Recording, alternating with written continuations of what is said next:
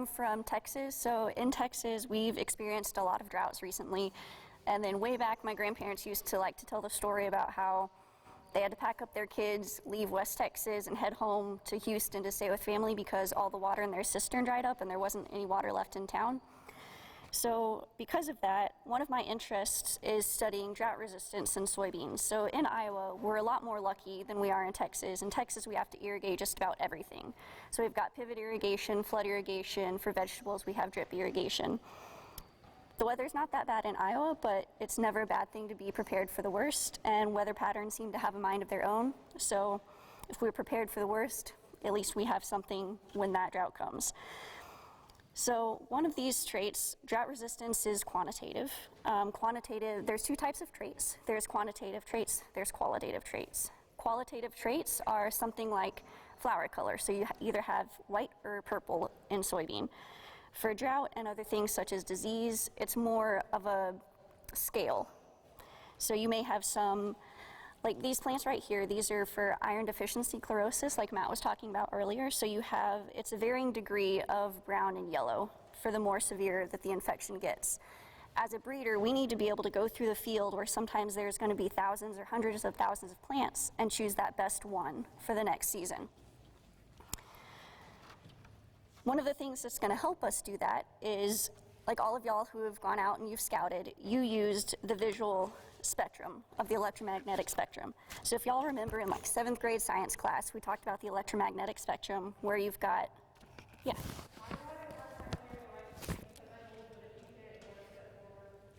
Sure, yeah. So on this side of the spectrum, we had gamma rays, and then it goes all the way out to this side where you have radio waves.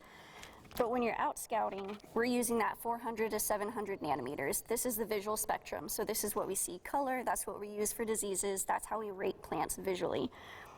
But when we use things such as this ASD, what we would do is we would take this instrument out to the field and it measures light reflectance. So if this was our plant out in the field, you would hold this above and it would measure the light reflecting from the plant canopy. What we would see then is this graph. So because this one is green, you would have a peak up here at like 550. So if you remember that Roy G. Biv, red, orange, yellow, green, so 550, that's your green wavelength. So you'd have a peak here. For these yellow ones, it'd be a little bit, you'd have your lower peak at green, but then you would have a higher peak at yellow. The benefit of this hyperspectral imaging is that it can see farther than we can see. So it's almost like X-ray vision, but it's not X-rays. So it can see up to 2,500, which gets into what Matt was talking about, where it's that shortwave infrared. So that tells you more about plant health. We also have a thermal camera. So this thermal camera sees at farther wavelengths even than this instrument can see. It can see out to 7,500 to 13,500. The thermal camera measures heat. So if you've ever used these for hunting, when you go out hunting at night, you can use these. You can try and find deer or hogs. It's similar to that, but it'll measure the canopy reflectance in heat or temperature. One of the benefits of this is that it'll measure reflectance at all of these wavelengths. But then that's a whole lot of data.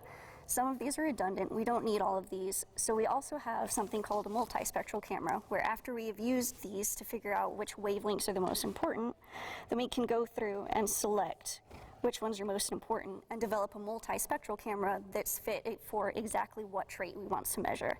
So that way it's more efficient, those can be put on a drone, and then the pipeline for extracting useful information is going to be a lot more easier and a lot more high throughput for the phenotyping that we use in breeding programs. All right. One of the benefits we can use with hyperspectral imaging is it can be put on a drone. It could also be put on the rover that Ashland's using. There's one disease called charcoal rot. It's a stem disease. That one is also more common in areas that are drought prone. But the problem with it is, because it's a stem disease, it's on the inside of the stem. So the only way you can tell how bad an infection is if you get a razor blade, you cut this open, and then you look on the inside of the stem, see how bad the infection is. With the hyperspectral, because we have those extended wavelengths, we can get more information than we can visually see.